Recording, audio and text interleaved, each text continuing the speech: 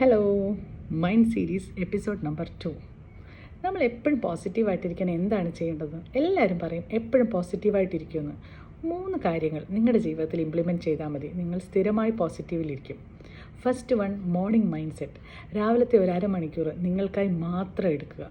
രാവിലെ നല്ല ബുക്സ് വായിക്കുക, മോർണിംഗ് അഫർമേഷൻസ്, ഗുഡ് അഫർമേഷൻസ് പറയുക, ഗോൾസ് സെറ്റ് ചെയ്യുക, എക്സസൈസ് ചെയ്യുക. ഇങ്ങനത്തെ കുറച്ച് കാര്യങ്ങൾ എല്ലാ ദിവസവും റുട്ടീനായിട്ട് ആ ഫോണൊക്കെ അങ്ങോട്ട് മാറ്റി വെച്ചിട്ട് ഇത് തന്നെ ചെയ്ത് നോക്കൂ. വ്യത്യാസം നിങ്ങൾക്കറിയാം.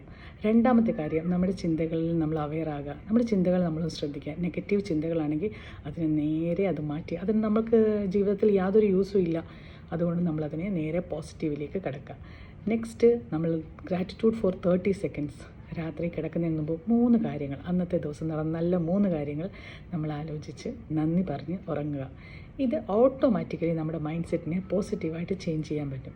ഇതിൻ്റെ കൂടുതൽ ടിപ്സുകൾ വേണമെങ്കിൽ നിങ്ങൾ എൻ്റെ യൂട്യൂബ് ചാനൽ നോക്കിയാൽ മതി. ഓക്കെ.